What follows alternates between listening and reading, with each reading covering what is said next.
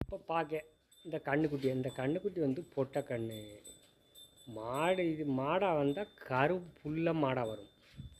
மாடு கருப்பு வெள்ளை, கன்றுக்குட்டி கரும்புள்ளியாக வரும். இந்த கன்றுக்குட்டிலாம் நம்ம வளர்த்தோம்னா தலையத்திலே ஒரு 7 லிட்டரு கறக்கும். நல்லா துப்புரவான நல்ல ஜாதி கன்று. நல்லா குடிக்க விடணும். நல்லா குடிக்க விட்டு வளர்த்தோம்னா அந்த கன்றுக்குட்டி ஒரு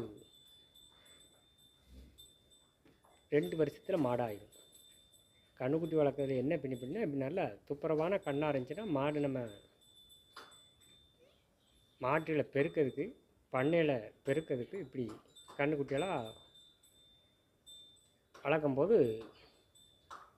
நமக்கு நல்ல ஒரு இன்கம் இருக்கும். இது நல்ல கன்றுக்குட்டி.